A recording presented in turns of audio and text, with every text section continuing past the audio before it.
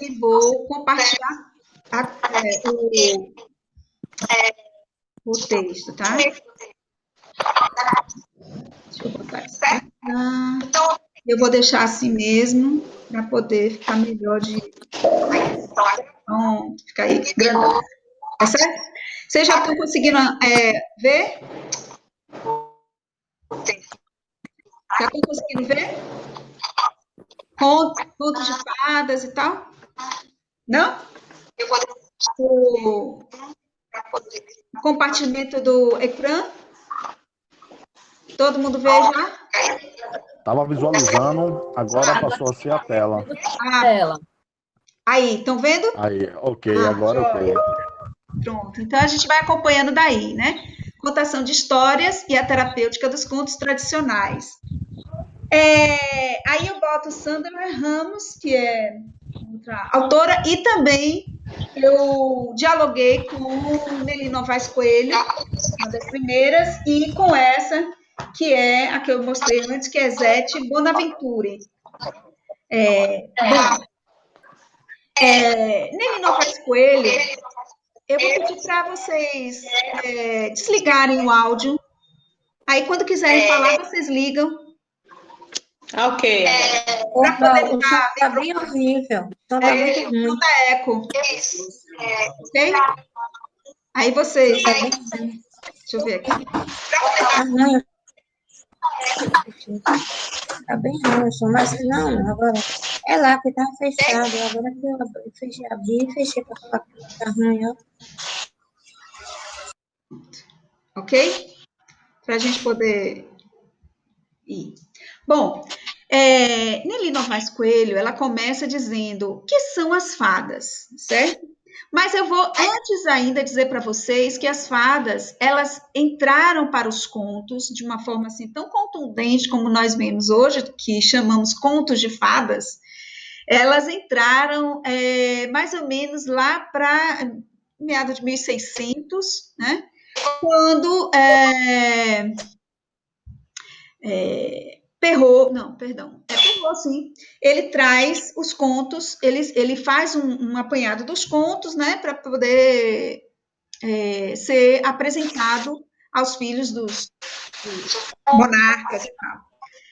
Então, da onde veio essa ideia das fadas? E como era antes? Antes eram várias, sempre existiu o elemento fantástico, porque o elemento fantástico faz com que a gente saia do lugar comum, vá para o lugar especial e aonde as coisas acontecem de uma forma que a gente pode controlar. Nesse ambiente que as coisas acontecem de uma forma que a gente pode controlar, eles então podem ser trabalhados terapeuticamente, entende? Para depois, na vida real, a gente poder ter um referente, ter um repertório para como viver, para como lidar com isso. Então, os elementos fantásticos, eles sempre existiram. Os contos mais antigos, a gente vê, sempre tem uns elementos, basta ver a história da Odisseia, né? De Ulisses, a Ilíada e a Odisseia, em que ele passa por fadas, sereias, monstros, gigantes. Então, sempre houve o elemento fantástico, certo? Bruxas sempre existiam, não era com esse nome, a gente que dá esse nome depois na modernidade, mas essas histórias sempre existiam. E fora que a gente vê também como, para trabalhar com questões de ética, os gregos, de forma muito sábia, ao invés de falar de pessoas, traz os animais, que são as fábulas. Né? Então, animais que falam, que vivem como nós, é meio fantástico, né? Meio para ser... para não dizer que é completamente fantástico. Então, mas quando as fadas entram, elas trazem um elemento que é o elemento do arquétipo feminino, tá? E é o arquétipo da mãe, da grande mãe. Não a mãe, aquela que pariu e que cuida, mas a grande mãe que cuida, né? A natureza, aquilo que faz com que haja a vida, né? As fadas trabalham nesse sentido. Então, ela vai lá para os povos celtas, eles que inventaram essa ideia de fadas, né? E que trabalham com essas ideias de fadas, não só na literatura, mas na sua própria cultura, na sua religião, elas trabalham as fadas num sentido religioso, criativo, criador de invenção do mundo, né? Como nós e outras sociedades inventam outras formas de criação do mundo, o povo celta inventou o mundo através das fadas. E que eles eram grandes fabricantes de armas, martelos, machados, espadas, e atribuíam poderes mágicos a esses instrumentos. E quem atribuía os valores mágicos a esses instrumentos eram as fadas. Elas, então, iam lá e botavam a mágica nesses instrumentos com os quais eles lutavam, eles defendiam seus territórios, etc. O lugar da mulher no culto, no povo celta, é muito forte, era uma sociedade matriarcal. As mulheres tinham uma força de lei, de organização muito grande. E esse misticismo em volta da mulher, né, por conta dela ter essa força, né, de produção de vida, né, de organização emocional, de organização de um ambiente das pessoas. As mulheres têm uma força de comando muito natural. Isso aí é natural do ser humano, né? As mulheres, de modo geral, elas têm. E aí, os povos celtas atribuíram as druidezas, né, que eram povos que também se auto-intitulavam druidas, e elas tinham uma força muito intensa, né, principalmente, assim, nas guerras, etc., elas previam, né, as mulheres sempre que eram as videntes, aquelas que veem o que vai acontecer, são sempre as mulheres, talvez pelo seu sexto sentido mais apurado. Fato é que elas têm esse poder místico nos povos celtas. Os povos celtas, eles dominaram boa parte da Europa ocidental. Então, nós temos os povos da Inglaterra, Portugal, Espanha, França, todos esses foram muito, até a Holanda, até os Países Baixos, assim, eles foram muito influenciados pelos esses povos celtas. E daí vieram as fadas ficaram muito fortes nesse cenário. Também muito ligada à questão de que as mulheres tinham esse conhecimento tácito, talvez por ser sempre atribuído à mulher, né? Na maioria das comunidades humanas, é atribuído à mulher a plantação, a colheita, e aos homens a caça. Então, por estar sempre em contato com a natureza e com as plantas, etc., as mulheres detinham esse poder do medicinal, da cura. Então, não era só gerar a vida, mas manter a vida, né? Então, as mulheres eram aquelas que geravam a vida e que mantinham a vida. As famosas bruxas, né? Que depois foram chamadas bruxas por questões históricas, não vou nem entrar no mérito aqui, mas é questão mesmo da gente entender essa ideia das fadas, que são aquelas que detêm um conhecimento científico, por conta das ervas, científico-medicinal e também místico, né? De previsão do futuro. E que mulher não prevê o futuro, não diz, olha, vai acontecer isso, né? Pode acontecer ou não, mas sempre está prevendo.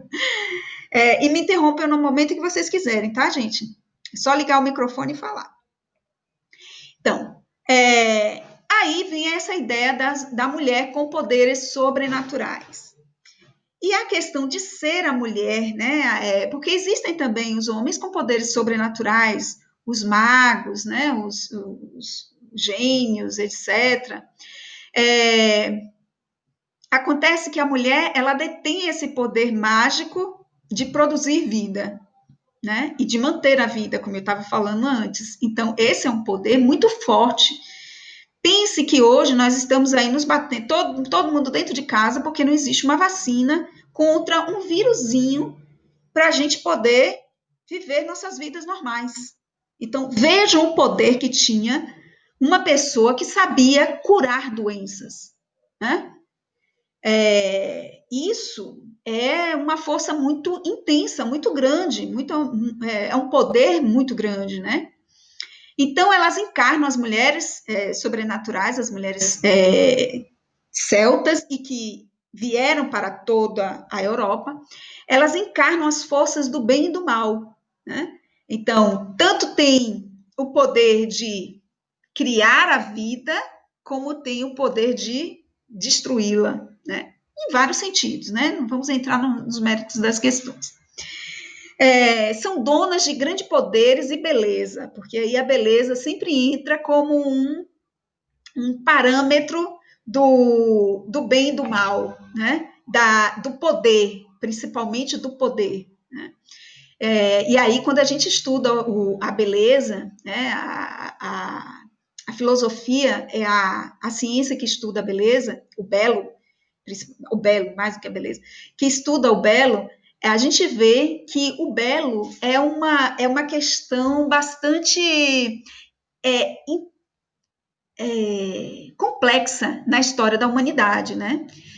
Primeiro porque alguns vão dizer, né, o belo é quando você tem o equilíbrio, né? Um rosto bonito é um rosto que tem um equilíbrio. Então, o lado direito e o lado esquerdo é equilibrado, tem uma simetria no tamanho do nariz, no tamanho dos olhos, da boca, etc., né? Tem essa coisa geométrica, matemática da beleza, mas também aquilo que inspira você uma certa leveza, uma certa confiança, né? E o equilíbrio nos inspira confiança. Um rosto equilibrado, né? Que traz essa beleza geométrica de que eu digo, inspira confiança. E isso é muito importante, daí a importância da questão da beleza, né? Então, porque aí a beleza, você confiando, né, no que é belo, você vai fazer tudo o que aquele indivíduo, porventura, mandar você fazer, né? Então, elas são profetisas, e aí eu volto a dizer que mulher não profetiza todas as coisas, né? Sempre. Quero saber aí, alguém abre aí o microfone e me diga, quem nunca fez uma previsão na vida? E quem nunca teve uma previsão que Deus, você tá vendo, eu disse para você não ir, né? Ou, bem que minha mãe me disse que não era para fazer isso, e por aí vai, né? Então, as mulheres são grandes profetisas, porque talvez essa questão do sexto sentido, que seja inerente às mulheres, não sei se isso é bem verdade, mas porque as mulheres têm uma percepção maior, assim, mais difusa do mundo do que os homens, eles se concentram mais, e as mulheres, elas prestam mais atenção a tudo, né? Talvez até por essa condição dela de estar com a cria e ter que cuidar. Então, o seu olhar fica muito mais aguçado, muito mais atento a quem está à volta. Diga. Não, eu só ia falar exatamente essa questão, Rose, da mãe, né? Eu acho que quando você vira mãe, aí você fica ainda mais sensível a essas questões. A gente brinca assim às vezes, mas se você deixa seu filho sair com seu marido, é uma coisa. Se você deixa o filho com você, já vai pegar um capote antes, você vai chover, traga o guarda-chuva, e ele não arrasta o menino do jeito que tá, porque você já prevê que pode acontecer alguma coisa, né? E aí se cerca de todas as prevenções. É isso. As mulheres são sempre profetisas, né? Eu penso que isso é uma explicação plausível, né? De que a mulher para e tem que dar o alimento, o peito, né? Então fica mais com a criança. E por ficar mais com a criança, tem mais medo do que tem em volta. Até não sei se vocês assistem, eu gosto muito de assistir esses documentários de animais. As leoas ficam com os leõezinhos, né? A sua prole, e elas são muito mais atentas, elas ficam muito mais atentas a tudo que está ao seu redor, para poder proteger, entende? Então, isso lhe dá uma percepção de profecia. Então, isso faz com que a mulher perceba se vai chover, se vai fazer sol, como é que é para vestir a criança, como você falou. Né? E aí se separa, né, o bem e o mal, eles se opõem, né, em dois aspectos, as fadas e as bruxas. As fadas dotadas de virtudes interferem para ajudar quando a esperança se acaba. E as bruxas dotadas de artimanhas interferem para atrapalhar. Mas a gente vê que, às vezes, quem atrapalha acaba ajudando, quem ajuda acaba atrapalhando. Então, essas duas situações acabam se misturando, né? E quem é fada e quem é bruxa. Na modernidade, a gente começou a dar uma indumentária própria para quem era fada, própria para quem era bruxa, né? Então, roupas escuras para as bruxas, roupas mais claras para as fadas. As fadas são bonitas, as bruxas são feias, né? Mas são dois lados da mesma mulher, da mesma moeda, né? Da mesma situação mística, que é ser mulher e estar sempre, né, nessa... e quem é mãe, mais uma vez, sabe, né? Quantas vezes é fada e é bruxa e passa de fada a bruxa em alguns minutos, né? Conforme as suas atitudes. E são formas simbólicas da eterna dualidade da condição feminina, né? Isso aí que é próprio do ser humano, não diria nem do ser feminino, mas porque isso encarna mais a mulher, que às vezes tem que tomar mais decisões com relação às coisas do dia a dia, né? São as mulheres, de modo geral, que mantêm a cultura, que mantêm as tradições, elas são sempre mais mantidas pelas mulheres, então elas têm que ser mais tradicionais, tomar decisões, né? Então, elas ficam sempre nessa condição dual entre fada e bruxa, certo? Então, continua Nelly Novaes Coelho, ela diz, estranhas as fadas, e mais estranhas ainda quando as olhamos de perto. Os filósofos são categóricos, seu nome vem do latim, fatum, que significa destino, né? Então, fada quer dizer destino. Por essa vertente, elas descendem em linha direta das parcas, que tecem nossa vida e a interrompem sem aviso. As parcas, né, vocês sabem, são da mitologia grega, né? São seres que viviam junto com Hades no submundo. Hades ou... esqueci o nome. Hades, que tem um nome grego e tem um nome romano.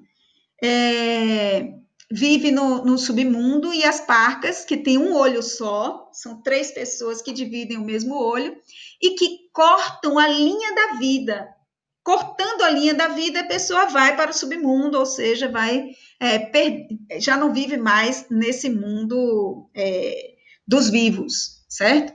E as parcas, elas têm esse poder da vida e da morte, porque tanto elas tecem um fio da vida, elas que tecem, elas que fazem nascer, né, a pessoa, quanto elas cortam o fio da vida, elas acabam com a vida da pessoa. Então, elas têm esse poder de vida e morte, né, que é o maior de todos os poderes que alguém pode ter, né, porque o que mais a pessoa tem é a punção da vida, né, e o medo da morte. Às vezes, a punção da morte é exatamente para manter a punção de vida. Isso aí é uma viagem da psicanálise. É um ser dotado de magia, a fada foge às contingências das 3 dimensões. E a maçã ou a varinha que ela carrega tem qualidades maravilhosas sempre, né? Sempre tem um objeto que é um objeto de magia, né? Sempre aquele objeto que provoca magia, né?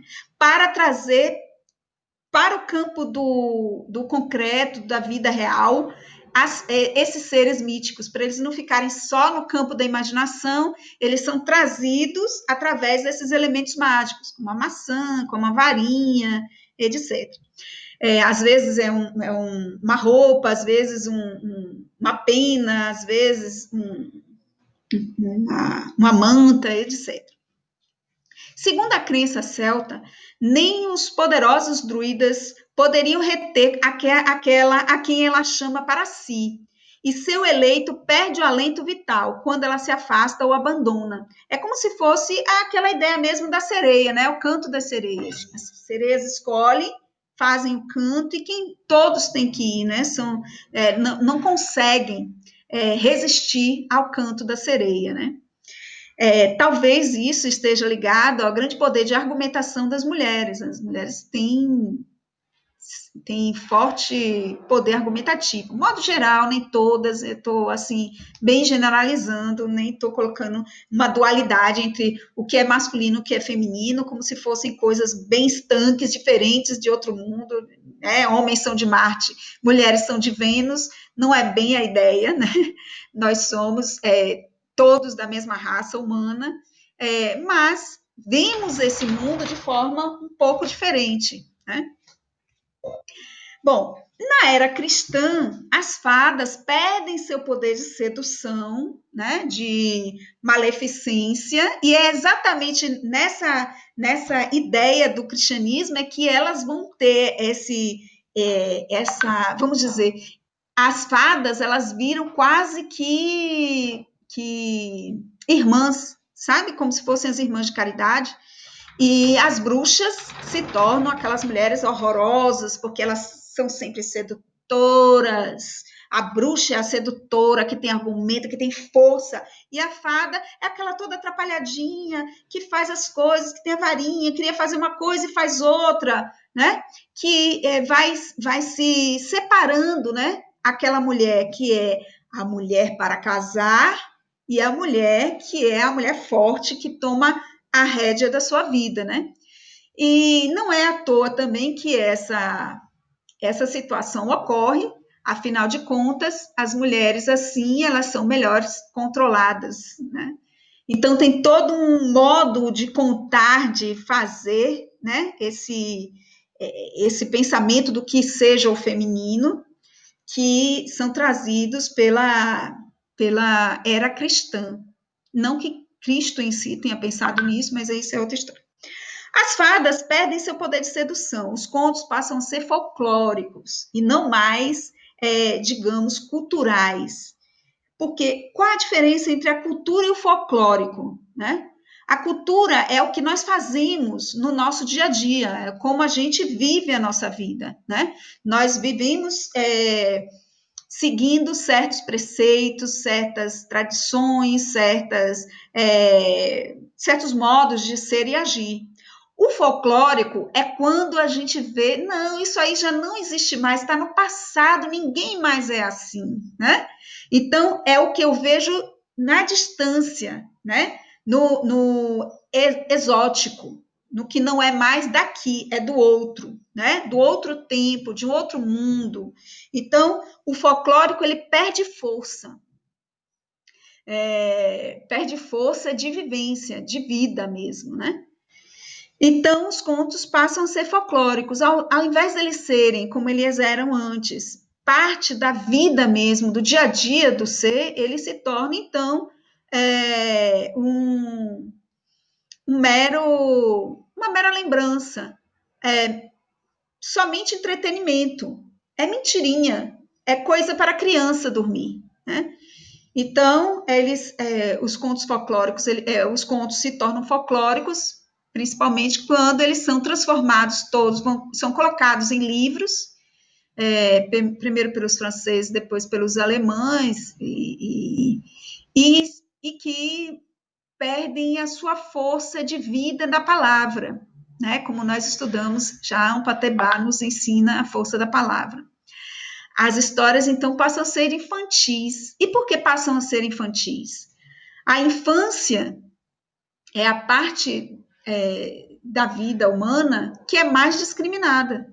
A criança serve para quê? Criança está manca embaixo do banco. Criança pode vingar ou não. Crianças não são para serem ouvidas. Então, as crianças são párias sociais. são excluídos da sociedade. Nada é feito para a criança. Agora, no século XXI, é que as crianças começam a ter força, e essa força ela é trazida pelo comércio.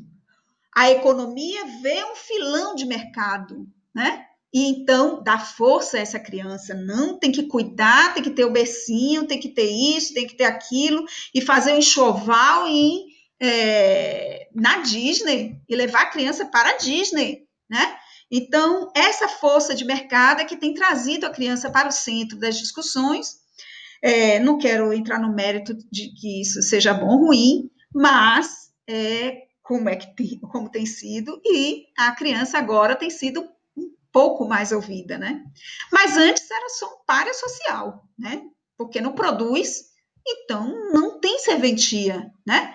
Desde a era da industrialização, 1600 e alguma coisa, você é o quanto você pode produzir, o quanto você pode trazer de produção, né? de manufaturas. A criança não produz, então a criança é um pária social, não importa, não interessa. Assim como as pessoas que vivem, por exemplo, nas ruas, as pessoas sem residência, ou outros tantos por aí, né? As crianças, as pessoas com distúrbios neurais, psíquicos, enfim, todos esses são párias sociais porque eles não produzem. Então, as histórias passam a ser infantis porque elas perdem a sua força cultural e se tornam menores. A grande literatura, a literatura elaborada, os romances é que ganham força e eles têm autoria, né? Então, eles têm essa força de mídia, de importância social, né?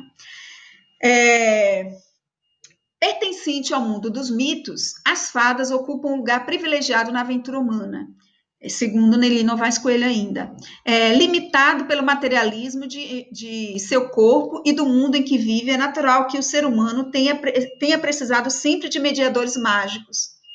E aí, para mim, isso é o grande X da questão.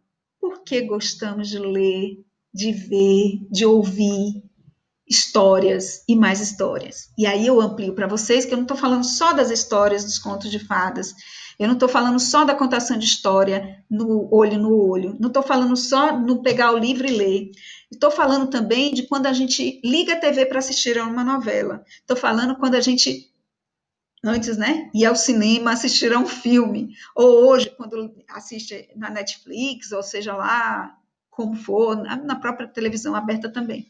Então, por que nós queremos ouvir histórias? Porque nós queremos acreditar no mágico. Por isso que acreditamos, muitos de nós acreditam ainda em mitos. Precisamos desse mágico para sair da miséria de nossa existência, diria Nietzsche. Para sair da miséria da nossa existência, de que a gente é pó e ao pó retornará, não somos nada além disso mesmo, mas uma parte dessa engrenagem que é a natureza e desse mundo todo, né, desse planeta, porque se pensarmos bem, é isso que nós somos. Para sair disso, nós queremos mais, nós então vamos para o elemento mágico, precisamos da magia, né? Daí porque quando as pessoas dizem, não, as artes não são importantes, nada é mais importante para o ser humano do que as artes. Precisamos da magia das artes. Bem, aí nós... Ainda hoje, né? Seres míticos dos contos de fadas e correlatos são, em essência, arquétipos. Isso aí a gente já conversou, né? Ou símbolos engendrados pelos mitos de origem. Então, o que são os mitos de origem? Aqueles que fazem com que a gente entenda o mundo, né? Aquela linguagem simples que eu não preciso quebrar muito minha cabeça para entender. É muito complicado entender aquilo que Einstein diz, que não existe o tempo, que o tempo ele é relativo. Como assim o tempo é relativo? Mas quando eu digo era uma vez, quando é esse relógio de era uma vez? É um tempo relativo. Isso eu entendo.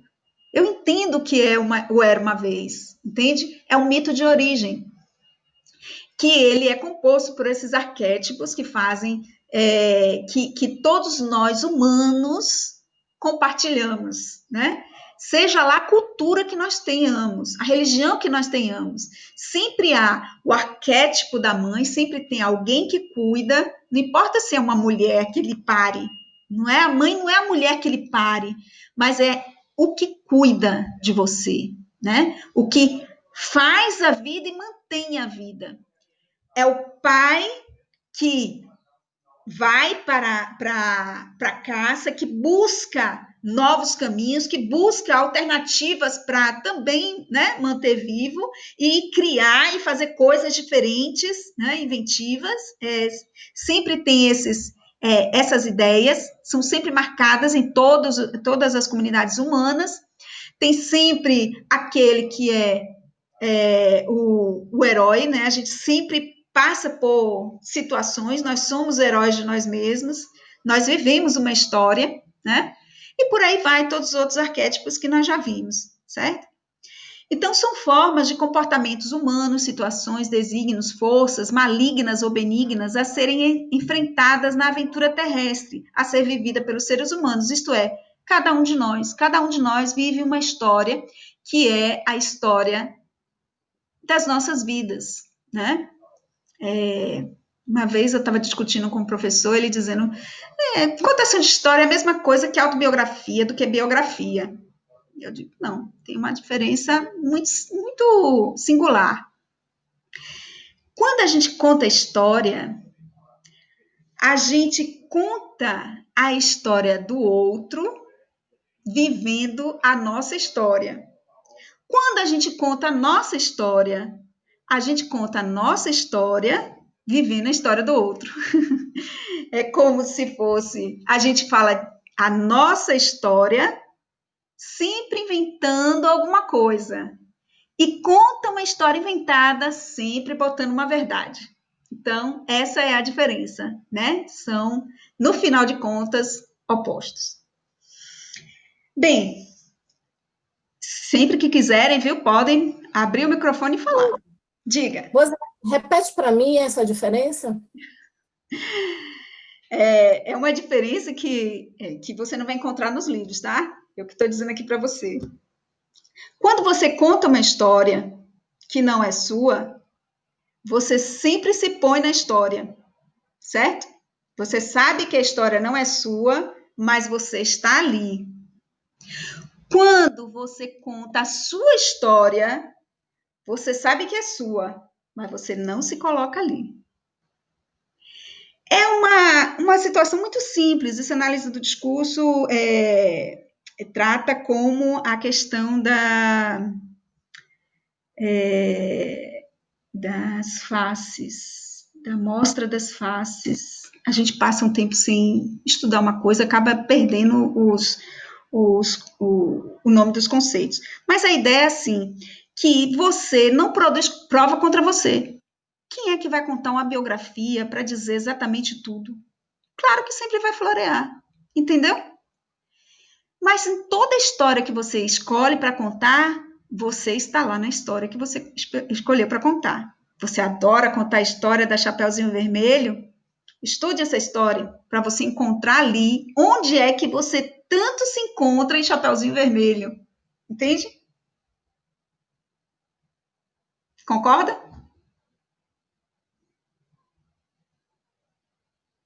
Bem por aí. Valeu. A linguagem simbólica é, pois, a mediadora entre o espaço imaginário do inconsciente, do mistério, do enigma, e o espaço real em que nossa vida se cumpre. Então, é aqui, nesse espaço do mistério, do enigma, do simbólico, é que nós nos encontramos. A gente não tem uma relação da vida com o real. Gente, Platão, lá quando ele escreveu o mito da caverna, ele já sacava isso. Há muito tempo a gente já sacou que a gente não vive no real. Ninguém vive o real, porque não dá para viver o real. É muito cruel. Nós vivemos sempre numa historinha que nós contamos para nós mesmos. Né? A historinha de que nós estamos bem aqui nessa posição. Mas o enfrentamento do real como ele é, nós não temos, nós não alcançamos. Isso não é coisa do humano. Não é do humano viver o real. Nós vivemos sempre com o mistério, o enigma, o encantamento simbólico. Veja que nós mediamos o mundo através da palavra. A palavra não é uma coisa, é, como diz Cecília Meirelles, sopro na aragem. Então, mas quando a gente vê uma coisa, a primeira coisa que a gente faz é dar um nome a ela, dar uma palavra. E nós nos relacionamos com as coisas somente pela palavra, né? Quando uma pessoa te conhece, a primeira coisa que pergunta é seu nome, porque você não é um ser, você é uma ideia para a pessoa que está te conhecendo e vice-versa, até para você mesmo, né? Uma das primeiras coisas que a criança aprende é seu nome. Quem é ela, né? É Rose, está falando, né? A criança, eu tenho sobrinhas gêmeas, elas dizem, são duas, então, claro, são gêmeas, são duas. Elas dizem assim, tá brincando com uma, aí a outra vem, agora é Luar, agora é Luna, dizendo de si próprias, né? Então, elas se põem na situação. A gente não é agora sou eu, agora é fulano, entendeu? Que é a própria pessoa, mas é sempre nominativo. Nós temos uma relação nominativa com o mundo, portanto, uma relação simbólica, que é a grande questão do mito da caverna, proposto por Platão. Ali explica bem a nossa relação com o mundo, né?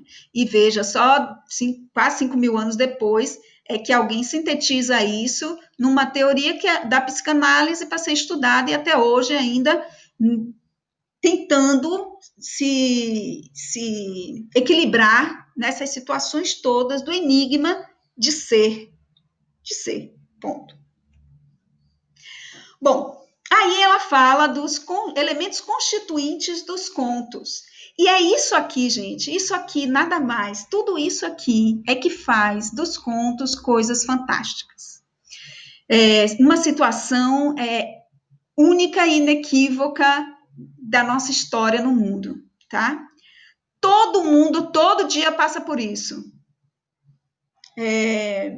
Você levanta, vai até o sanitário para escovar os dentes. É uma jornada que você faz nesse caminho de sair da cama, levantar, porque tem muita coisa envolvida aí, muita coisa, vai ver, né? Então, estamos sempre vivendo historinhas e historinhas dentro de uma grande história. Daí porque as novelas nos fascinam tanto.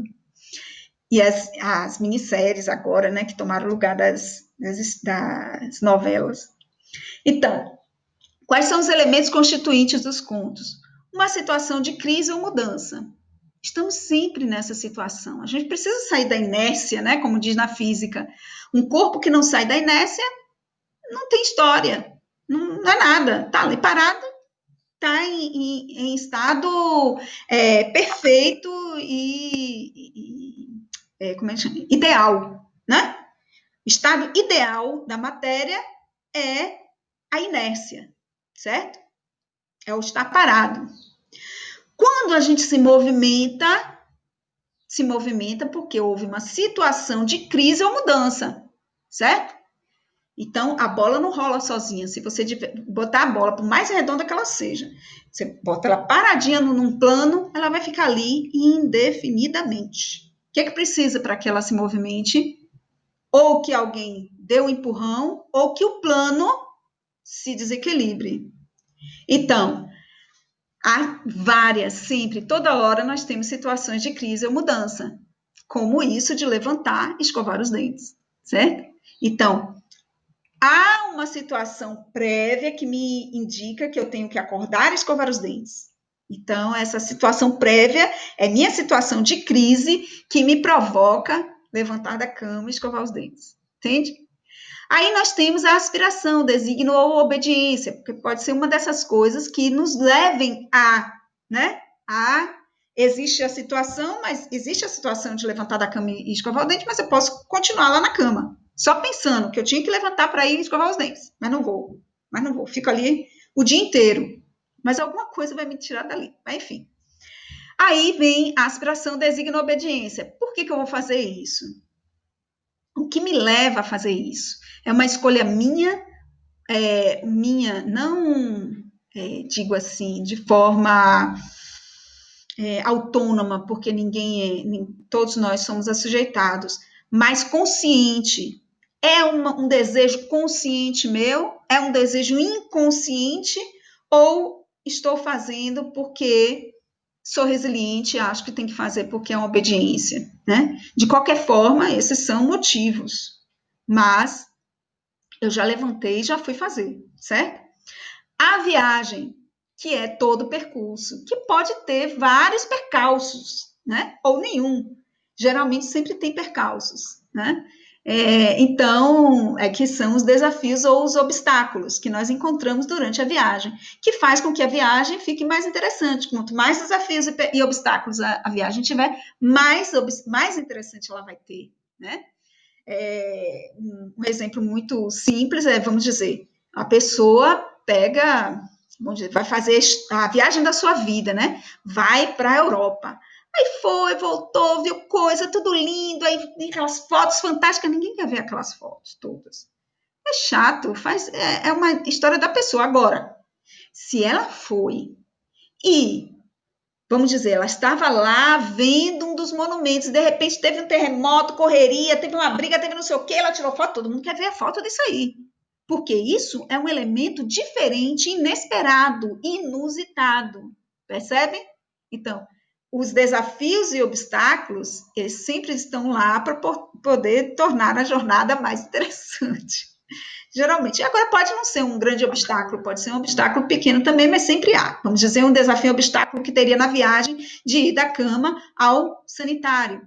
Vamos dizer que você está indo para o sanitário, de repente alguém passa na sua frente e entra primeiro.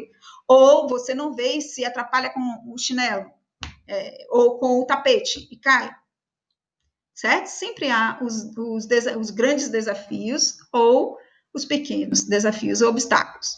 A mediação, que é quem vai lhe ajudar nessa jornada. Nós, como diz Tom Jobim, né? É impossível ser feliz sozinho. Nós somos seres sociais, precisamos das outras pessoas e esperamos essa ajuda das outras pessoas. E essa ajuda aí é que vem na mediação da bruxa, da fada, conforme for o comportamento das pessoas, elas vão ter essa nominação, né? Podem ser diversos seres místicos, do mais fantásticos, como a gente está vendo aí, os anões, né? Que são seres místicos também. E que vão ajudar no processo da viagem, né? A superar os desafios e os obstáculos. E, finalmente, a conquista. Conseguimos o nosso intento. E dá um prazer, né? Conseguir aquilo que a gente quer. Gente, no nosso dia a dia, nós vivemos várias situações como essas. Várias jornadas do herói, né? Às vezes, não nos damos conta. Às vezes, são trajetórias que já não... de tão repetidas, já não estão ensinando mais nada. Só estão reafirmando aquilo que a gente já sabe. Outras são inusitadas e nos ensinam coisas novas. Mas todo dia vivemos aventuras. Todas as pessoas nesse planeta. Né? Então, essa é a fórmula mágica das histórias. Elas falam de nós. Elas falam do nosso dia a dia, de quem nós somos, de quem nós nos tornamos, tá? Por isso que elas são tão encantadoras. Querem algo? Diga.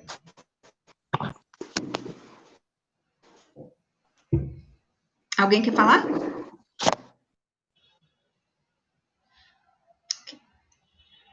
Vou entender que não. Eu ouvi abrir um microfone, mas tudo bem. E aí, após a conquista, né, é importante que venha a reforma interior. A gente passa por tudo isso para alcançar alguma coisa. Yes, ops! Aprendi, conheci algo novo, tive sucesso, meus dentes estão limpos. É a reforma interior, certo? Como sabemos, a linguagem simbólica, ela é ambígua. Não tem significado unívoco e definitivo. E é isso que importa nas histórias. Por ela ser ambígua e não ter um só significado, um significado único, ela atinge a todo mundo. Cada um vai ver a história do seu ponto de vista. Então, isso é que é a grande sacada das histórias, né? Elas atingem a todo mundo, mas não vai ser da mesma forma.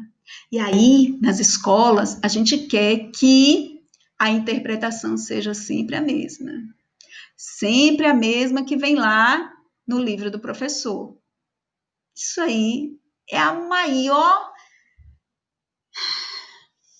bobagem, me perdoem, que nós, professores, produzimos quando trabalhamos com narrativas. Porque se nós ouvíssemos cada um as suas impressões sobre as histórias, que riqueza de repertório nós teríamos. Sua significação depende não só da intencionalidade e visão do mundo. Professora, Diga, amor. desculpa te interromper. Nada, É como se fosse... Ah, tá. Não tá meu nome aí, que eu tive um pouco de dificuldade, né, de acessar, mas eu consegui pelo celular. Boa tarde a todos. Só para complementar, é como se cortasse a imaginação da criança, né? Sim, sim.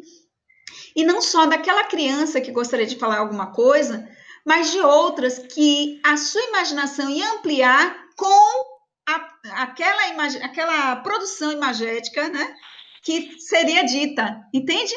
Sim, é ruim para todo mundo e até para o próprio professor. Eu sei que eu já contei até isso para vocês, que eu sempre conto essa história, mas veja, me surpreendeu de sobremaneira. A criança que veio, que a professora conta a história, né, de Joãozinho e Maria, e aí, no final, a criança diz, professora, mas Joãozinho e Maria que estavam errados, né? Olha, gente, quando ela me contou isso, meu chão abriu, eu falei, como assim, hein? E como é bonito, isso, Betty Coelho, a grande contadora de história de todos os tempos, pena que perdemos, ela diz isso no texto, ouçam o que as crianças têm a dizer depois da história, ouça, não precisa só você falar o tempo todo, né, porque ela fala da contação de história na sala de aula, né, então é isso, corta não só para aquela criança, mas para todo mundo. Tem esse momento, né?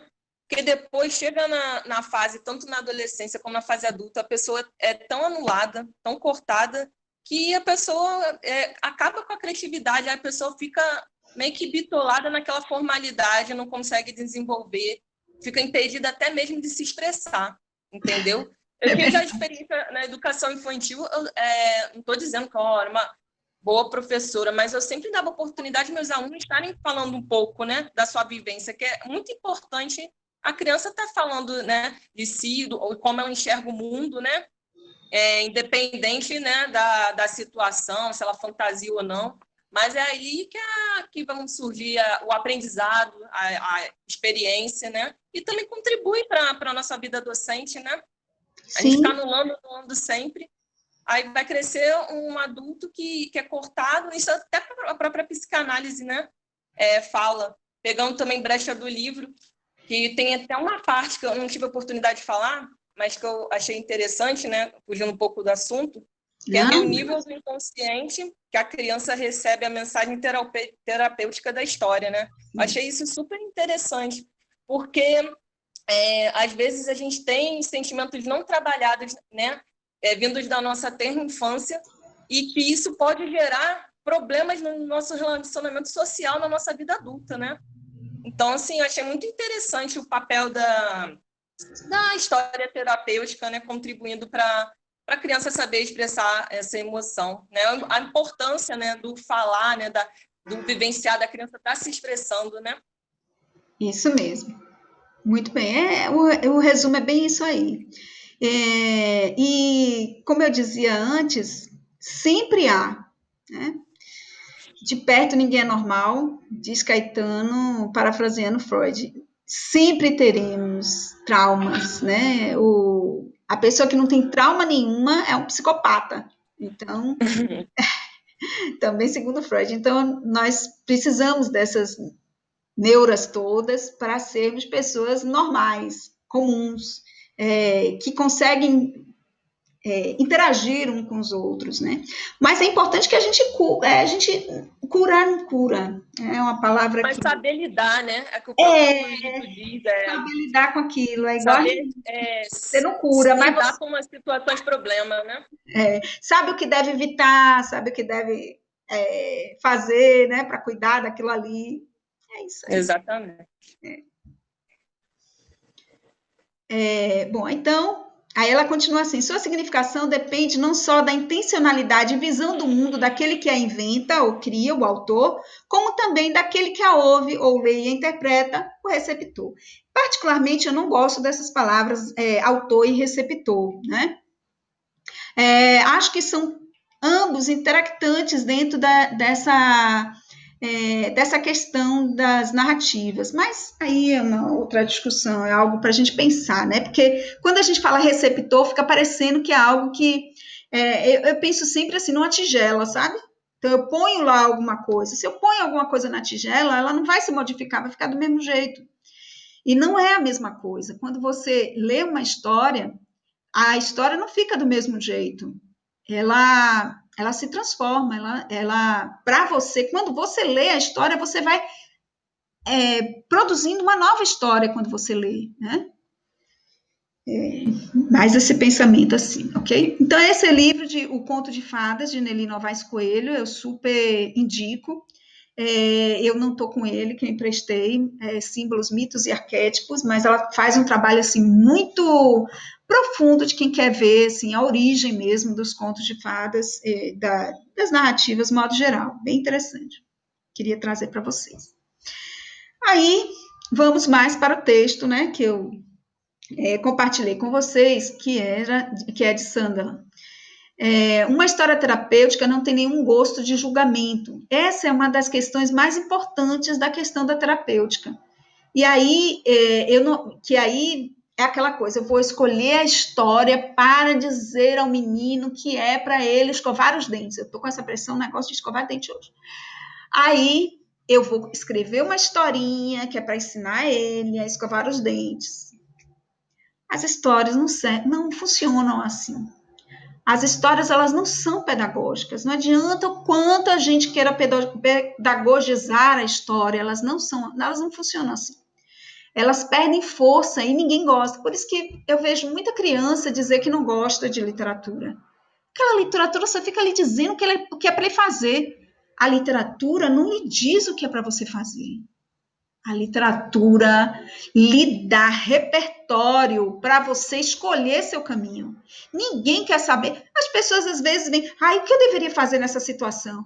Mas de verdade elas não querem que você diga o que é para ela fazer.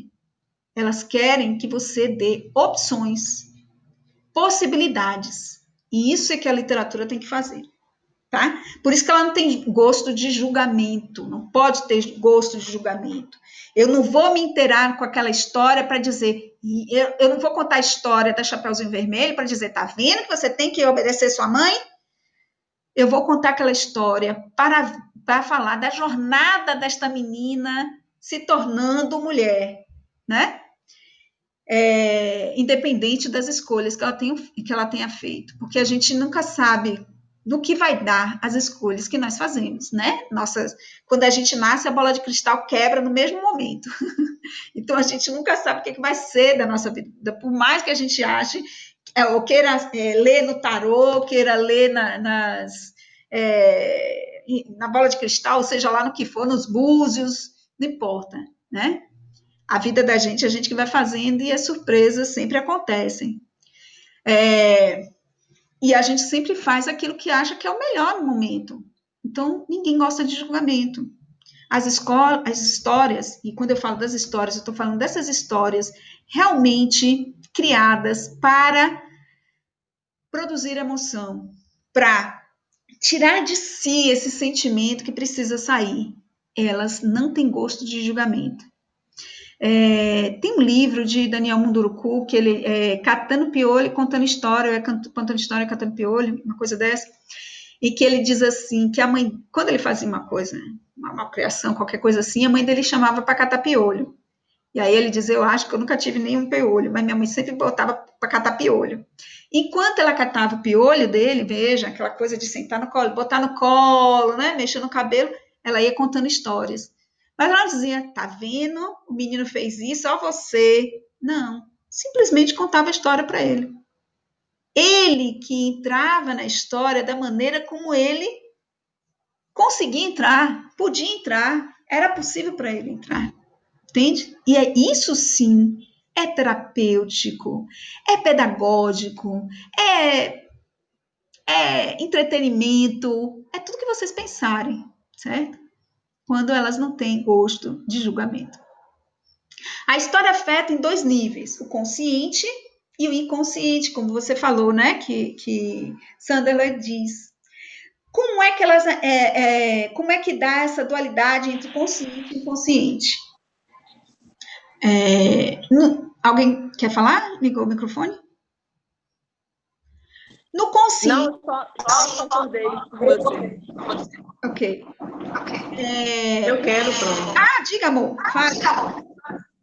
Júlia, Diga, Júlia. você falando aí dessa questão das leituras, eu não sei se você conhece o Gatinho Nicolau, Dona Chicacá e o Gato Torto. Sim, sim. Conhece? Conheço. É bem interessante a história, né? Quando a gata está contando, na verdade, né? Lendo a música para ele, e ele vai discordando de tudo que acontece na música. Atirei o pau no gato. Eu acho interessante porque tem muito a ver com o que você está falando, que é deixar a criança usar a imaginação, concordar ou discordar, achar que pode mudar ou que não deveria ser daquela forma, enfim. Quando você conta uma história, a imaginação deixa de ser sua e passa a ser daquela pessoa que está... Isso. Por aí. Gosto demais do Gato Nicolau. Tenho demais do Gato Nicolau.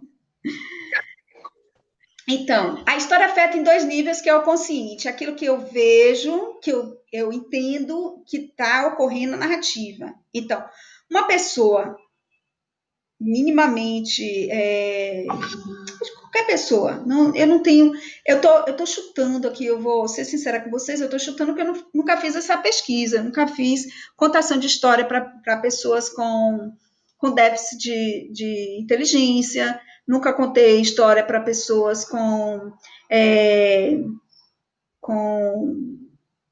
síndrome de Down, nunca contei histórias para questões neurológicas complexas, né? Mas, de modo geral, quando se conta uma história para alguém, essa pessoa é capaz de recontar a história, certo? Inclusive, agora, eu tenho isso desde a mais tenra idade, aí eu posso dizer que sim, porque há uma pesquisa agora em andamento, com uma orientanda, em que ela pesquisa bebês de 10 meses a 1 ano e meio, e eles são capazes de recontar a história na linguagem deles, mas eles são capazes de recontar a história e você percebe a história ali no reconto que eles fazem. Muitos nem dominam ainda a linguagem do nosso dia a dia, mas eles recontam a história. E eu já vi crianças que não dominavam a linguagem, que recontavam a história. Então, crianças pequenas são capazes. Eu não sei essas outras pessoas com problemas neurológicos e tal. Não sei porque eu nunca fiz essa pesquisa, não conheço ninguém que tenha feito. Mas, de modo geral, qualquer pessoa que ouve uma história, ela é capaz de recontar essa história. Então, ela afeta num nível consciente, certo? Esse é o nível consciente. Eu sou capaz de dizer que história é essa, quem é o personagem, como é que os personagens interagem, o que acontece na história, como é que começa a história, como é que termina a história. Isso aí é muito pequenininho, gente. Qualquer um pode fazer. E é só isso que as escolas fazem. Esse nível consciente, bobo, sabe? Tão elementar, por isso que as crianças se desinteressam, porque a gente sempre se desinteressa quando algo não extrapola, desculpa, que não extrapola da nossa inteligência, tá? Que não faz a nossa inteligência funcionar. Então, a história nos afeta nesse nível consciente. A gente consegue lá pegar, ver, né? Que personagem falou o quê, como foi, como ele agiu, como foi a trajetória dele durante a história, começou ruim, terminou mal, terminou bem, enfim, esse aí tudo é um nível consciente. No nível do inconsciente, a gente não consegue controlar a história. Aí a gente precisa de uma ajuda terapêutica mesmo, de um profissional, tá? Não professor. Professor é de outra categoria profissional. Estou falando de um profissional mesmo, terapeuta. Um psicólogo, um psicopedagogo, um psiquiatra, né? Que vai dar conta de trazer para você um diálogo que você, então, consiga curar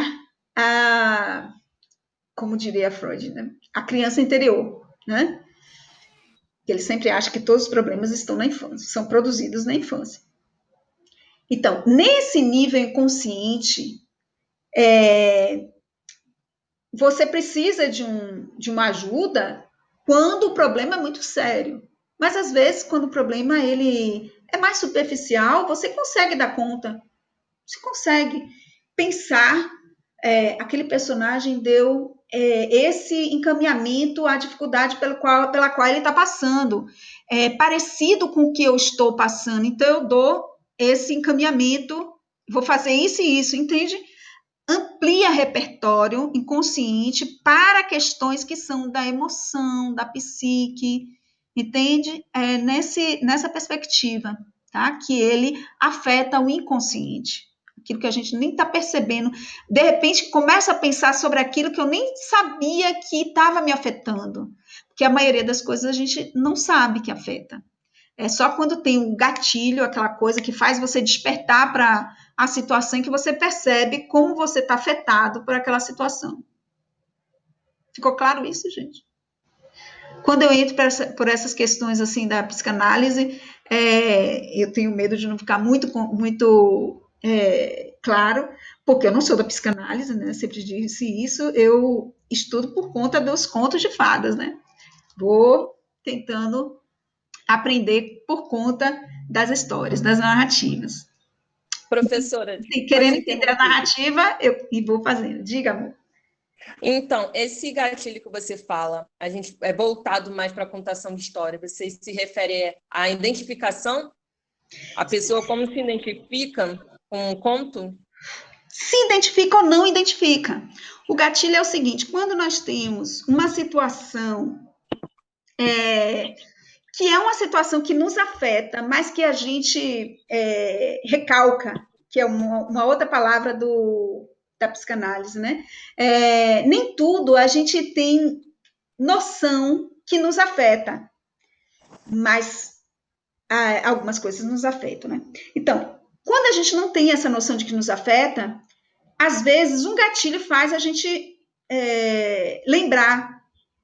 Vejamos assim, por exemplo, vamos dizer que em algum momento você foi assaltado. E aquilo lhe afetou, claro. Você sabe que lhe afetou. Mas o tempo foi passando, você foi esquecendo, perdeu o medo, né? Aconteceu, por exemplo, comigo, quando eu dirigindo na estrada, virei o carro. Aí eu pegava o carro, toda vez que eu pegava para dirigir, meu coração taquicardia, certo? É que foi passando e, de repente, hoje em dia já dirijo na estrada. Mas, toda vez que eu vejo alguma situação de acidente na estrada, tudo volta. Aí eu me lembro de tudo o que aconteceu, certo? Sim. Então, existem alguns gatilhos que fazem com que eu relembre tudo aquilo. Nem sempre a relembrança de tudo aquilo é dolorosa. No meu caso, não é mais doloroso, assim. Eu lembro, poxa... Mas te faz lembrar, né? Mas é aquilo que faz lembrar. O gatilho é o que faz lembrar, entendeu? E às vezes, Entendi. coisas ruins, e você tem reações ruins. Né? Às vezes, poxa, por que eu tive aquela reação? Vamos dizer, uma pessoa que a mãe mandava muito. Aí ficou revoltada, brigou com a mãe, mas aquilo nunca foi resolvido com a mãe, certo? Aí vem alguém e diz, olha, faça isso, pronto, a pessoa, olha, ninguém manda em mim. Do nada, a pessoa dá aquele chilique, entendeu? Então, é o gatilho, certo? Que fica lá no inconsciente. As histórias vão lá nesse gatilho, e ao invés de acionar o gatilho, elas, então, mostram que você tem o gatilho e faz você pensar nisso, entende? Aí você pensa, a história da mãe, né? Que sempre mandava em tudo. Aí a criatura vai lá e assiste, ou vê, ou lê a história da Rapunzel. Aí pensa, afinal de contas, ela queria meu bem. Ou então pensa, não, aí como ela era uma bruxa mesmo, ela só queria, sei lá, se valer de mim para fazer as coisas, enfim, tá? É como se fosse um modelo, então a história é como se oferecesse um modelo, né, para o leitor pensar, né, raciocinar mediante, né, a situação de problema, saber lidar com isso, né? Exatamente. Cria repertório. Então aí você vai poder pensar aquilo não só de um ponto de vista que foi aquele que você viveu, mas do ponto de vista de outras vivências, conforme você vai lendo os textos. Percebe? Entendi. Então, quando você tem repertórios, fica melhor de você. É a mesma coisa, vamos dizer, agora, né, que tá muito na moda essa coisa de cozinhar. Se você só sabia fazer feijão com arroz, tá ferrado, né? Porra, todo dia feijão com arroz. Aí o que você vai fazer? Vai para a internet, vai buscar repertório para mudar um pouquinho, porque você já não aguenta mais feijão com arroz. Entendeu? Mas isso aí é uma ação consciente. A história faz isso de forma inconsciente. Aí daí que vem a mudança, né? Aí, como você falou do arroz e feijão, vou buscar, né, outros alimentos para me alimentar, né, para me abastecer. Ok. Não é o certo que virá a mudança, entende? A pessoa pode só entender que tem aquilo. Sim. Às vezes E não mudar, né? Não botar em prática, né? Porque às vezes para mudar vai precisar da ajuda do mediador, que seria o terapêutico, o psicanalista, o analista. Depende da coisa, entende? Entendi. Então, você faz todo dia feijão com arroz. Ah, mas hoje eu vou fazer um estrogonofe. Estrogonofe não tem segredo nenhum de se fazer. Você vai na internet, você faz rapidinho. Ah, mas eu quero fazer sei lá, um canelone de massa verde com, sei lá o que, enfim, uma coisa elaborada. Então, você vai precisar de uma mediação, né? Entende? Entendi. Depende da coisa. Mas elas, pelo menos, elas fazem com que você pense sobre aquilo, que você perceba que existe a situação, né? Já dá um despertar, não é? Dá um despertar, dá para você pensar sobre aquilo, começar a pensar sobre aquilo. E se você tiver um pouquinho mais de consciência, você vai, por que eu estou pensando tanto sobre isso? Né? É a questão do conhecimento interior, né? Que, como na nossa sociedade isso não é muito incentivado, o que acontece é que as histórias acabam sendo só historinhas para criança dormir, historinhas para entreter. Tem uma lição de moral no final, né?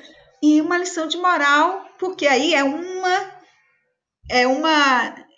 uma interpretação apenas, então só é aquilo, aquela história só é aquilo. Né? Não tem uma moral só. Uma história não tem uma moral, tem várias. Com certeza. Obrigada, professora. Nada. Bom, em geral, é no nível inconsciente que ela recebe a mensagem terapêutica da história, que foi o que eu acabei de dizer aqui, né? É aquilo de você pensar sobre, né? Na língua persa, há um ditado que pode ser traduzido assim: conta-se algo à porta, de modo que a parede escute. Então, é você ir lá, despretensiosamente, assistir a um filme, ver uma história, ouvir uma história, para trabalhar algo que você precisava e que você nem sabia que precisava. A alma de uma obra de arte é conhecida intimamente, não remotamente. Isso é mais sentido do que compreendido. Então, as histórias, elas são mais sentidas do que compreendidas, né? Mas, nessa ideia do sentir, isso não exclui a interpretação, certo? Porque nós vamos... assim como nós conhecemos algo novo e queremos saber como é o nome, nós vemos uma situação e a interpretamos. Isso aí não tem para onde nós fugirmos.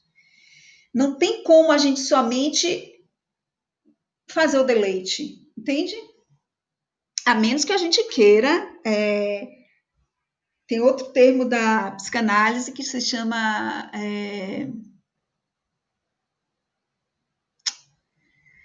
eu esqueci. É um termo muito comum, que é isso, de você querer tirar por menos. Ai, meu Deus, esqueci mesmo. Bom, é isso. Sempre a gente está sempre interpretando, o que quer que seja. A gente passa na rua, vê uma mulher com um cachorrinho passeando, a gente mete uma interpretação nisso aí, certo? A gente vai no pão, vê a mulher conversando uma com a outra, já vai interpretando que elas estão conversando. Estou mentindo? Ou só eu que sou assim? Acho que não, né? Bom, aí ela fala, né, Margot Sandler, fala sobre o valor terapêutico de contar histórias. A linguagem cotidiana não é linguagem natural do sentimento. No cotidiano, a gente não fala sobre o sentimento. E aí o sentimento vai ficando lá maltratado, desconsiderado, vai ficando apartado de nós, né? E isso vai fazendo com que a gente fique, com que a gente adoeça nessa parte de sermos, que é o sentimento, né? Então, a gente precisa sair dessa linguagem do cotidiano. Mais uma vez eu digo, é por isso que não podemos prescindir das artes na nossa vida. Se vivermos só para trabalhar, comer, dormir, acordar, trabalhar, comer, dormir, acordar, nós vamos ficar extremamente doentes. Professor, o que seria de nós, né, agora, nesse atual momento, né, nesse período, se não fosse o entretenimento, a arte, né? A própria situação atual, né? Pois é.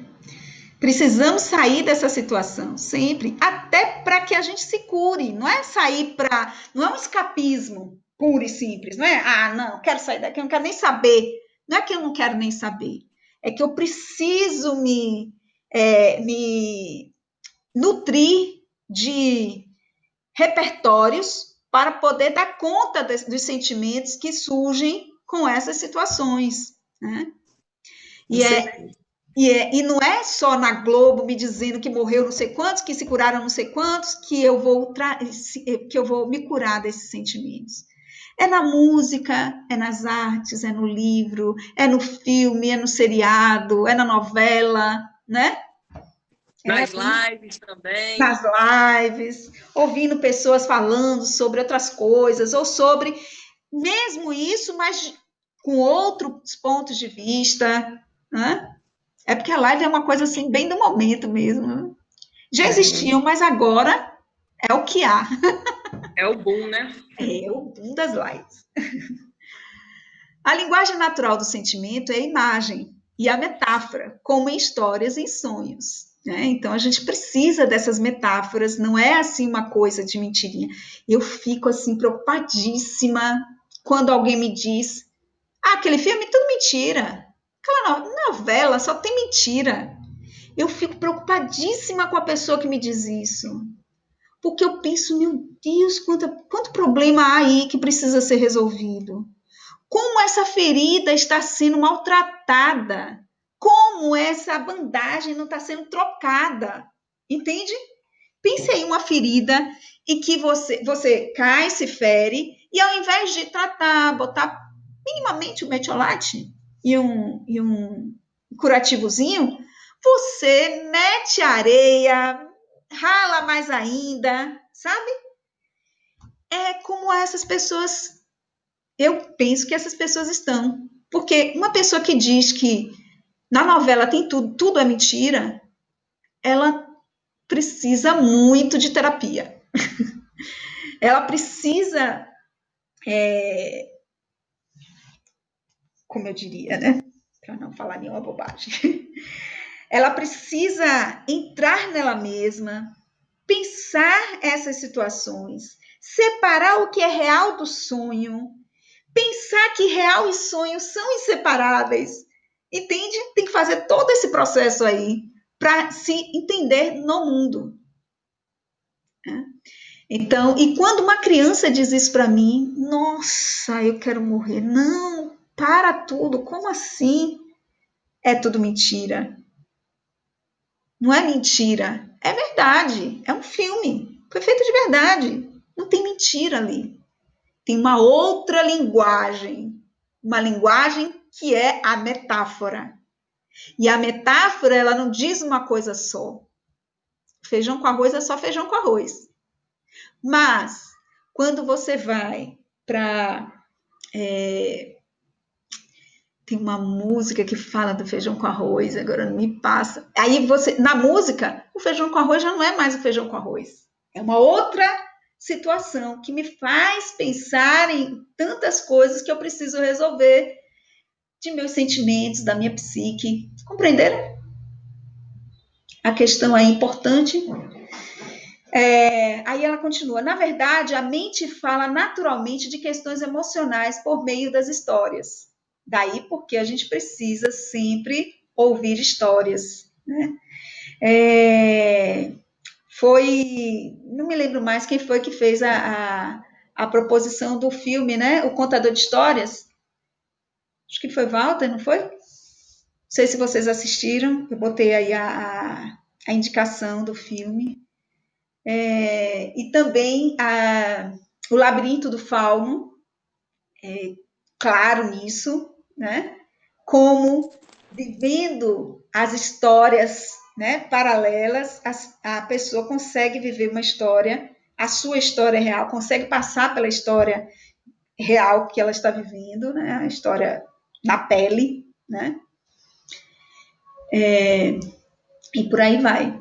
Se as palavras literais expressassem plenamente o que sentem os seres humanos, não haveria necessidade de música, pintura, teatro, poesia. Então, nós não somos literais. Não nascemos para a literalidade, nascemos para o literário. Né? Precisamos das artes para dizer quem somos, para nos encontrarmos nesse mundo, para ampliar repertório e nos curarmos. Uma história terapêutica pode funcionar como um ingresso para o mundo interior da criança. E esse mundo interior precisa ser vivenciado. Vamos parar e pensar o que é uma criança, gente? Olha só. O sujeito nasce, certo? E ele vem para um mundo que é completamente diferente ao que ele viveu pelo menos nos 9 últimos meses, certo? Do nada, ele estava dentro uma coisa fechada, não sentia fome, sede, frio, nada. Todas as suas vontades estavam ali satisfeitas. É assim que um bebê se sente, penso eu. Está tudo ali. E, de repente, ele sai desse ambiente para um ambiente inóspito em que ele sente frio, fome, solidão, tristeza, dor. Isso gera traumas. Não sou eu que estou dizendo, é Freud mesmo. Eu concordo com ele. Se a gente for ver a história a nossa história, a história de qualquer ser humano, é muito traumático isso, gente. Sair de um ambiente completo do paraíso, né? Em que está tudo ali perfeitinho para a gente, nada nos atinge, não tem dor, não tem nada. Só tudo que eu quero está ali, à mão, né? Para um ambiente completamente inóspito. E aí você vai a cada dia mais conhecendo coisas, e você vê que você não pode, que você quer e você não consegue, tudo é uma luta. Para um bebê, alcançar um objeto é uma luta. E depois a criança, ela quer falar e ela não tem voz. Tem uma ceninha, né, que passa muito e as pessoas ficam... Agora eu tô viciada em TikTok, gente. Tô no fundo do poço. E aí tem uma esquetezinha, né, que as pessoas ficam passando e repassando. O menino diz assim, tem café? Aí a mãe diz, tem. Você quer uva? Ele, não, eu quero café. Aí, mas você não pode tomar café. Um pouquinho? Por que eu não posso tomar café? Essa esquete mostra o que é as limitações da criança. Quando ela queria tudo, ela tinha tudo. E agora ela quer as coisas e ela vai sendo limitada. Não pode isso, não pode isso, não pode isso, não pode isso, não pode isso. Criança só recebe não o tempo todo. Não pode subir na janela, não pode subir no sofá, vai cair, vai... Sim, não é que a gente está errado, mas do ponto de vista da criança, são limitações que são sendo dadas a ela. Ela está conhecendo um mundo novo, ela está se conhecendo, não sabe seus limites, mas vamos cortar, não pode isso. Ela quer ir andando, desbravando o mundo, e a gente, não, volta, você vai se perder e não vai ver mais papai e mamãe. Entende? Isso tudo é muito traumático, gente. Pense para vocês se não seria traumático. Pense aí. Vocês estão no paraíso. Tudo o que vocês querem está ali, ó, perfeitinho. Não tem fome, não tem dor, não tem tristeza, não tem nada, né? Tá ali só curtindo, de repente tiram você do paraíso. É ou não é traumático? Me responda aí. Então, para a criança é traumático, certo? A criança tem muitos traumas. Ela vai acumulando muitos traumas porque ela não entende, ela não tem repertório para entender isso. Não tem repertório, ela está construindo repertório. Né? Então, daí é que, para as crianças, é como se essas histórias, elas entram no mundo, elas se entendem ali, elas se compreendem quando diz para Chapeuzinho que é para ir por tal caminho, e vem um lobo e diz, vai pela floresta. Pô, a floresta, eu sempre vou pelo caminho, eu vou pela floresta. Ó, tem até um lobo me dizendo que é legal ir pela floresta. Ou os 3 porquinhos, quando eles vão construir sua própria casa, eles vão sair da casa da mãe e eles são capazes de construir suas casas e cuidar um dos outros. Entende? Essas histórias ajudam principalmente as crianças, mas não só as crianças. Às vezes a criança interior que não foi tratada, que não foi cuidada, né? Daí porque as histórias não são só para as crianças, elas são para todo mundo. E aí, seguindo, enfim, o conhecimento pertinente é o que é capaz de situar qualquer informação em seu contexto e, se possível, no conjunto em que está inscrita. Então, é ampliar repertório, fazendo com que eu seja capaz de pegar esses repertórios e, no campo das possibilidades todas que me aparecem, eu seguir um caminho para resolver aquilo que eu preciso resolver. Não se precisa de nenhuma capacidade especial, nenhum conhecimento intelectual específico para entender os contos, pois eles nos dizem algo sobre o ser humano que às vezes não sabíamos como formular, e o dizem de maneira bastante simples. Agora eu abro aí para vocês, para a gente discutir um pouquinho, né, essas questões aí da terapêutica dos contos de fada, da terapêutica dos contos. E dizer para vocês assim, eu costumo dizer que as histórias, elas caminham em três âmbitos, tá? Que não são divergentes, também não são convergentes, não são excludentes, elas caminham assim, são três eixos que se completam como se fossem, pense numa trança. Cada mecha do cabelo da trança faz parte da trança, certo? Mas você consegue separar as três mechas direitinho, não é assim? Então, esses três aspectos dos contos, eles funcionam assim, como se fosse uma trança. O primeiro aspecto é o aspecto, não vou falar em hierarquia, não estou falando primeiro, segundo, terceiro, em ordem hierárquica, só aleatório, tá certo? Um deles, vou nem dizer primeiro, um deles é a terapêutica, né? Então, os contos, eles são terapêuticos. Eles ajudam a quem conta e a quem lê, porque não pense que não ajuda também a quem conta. Quem conta um conto, se conta no conto. E o meu repertório, ele não é à toa. Ele é um repertório que me buscou. É um repertório que me diz alguma coisa. E a história, as pessoas me perguntam assim, como é que eu faço para encantar com as histórias? Para encantar alguém quando eu conto uma história? Eu respondo sempre, goste da história. Se encante com a história. Mas se encante profundamente com a história. A história precisa lhe dizer alguma coisa. Quando a história lhe diz alguma coisa e você conta essa história, ela encanta a quem ouve. Então, aí é que está a terapêutica do conto de fadas. Eu só quero falar conto de fadas.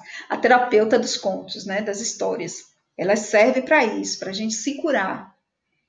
Cura quem conta, cura quem ouve, cura quem escreve, cura quem lê, tá?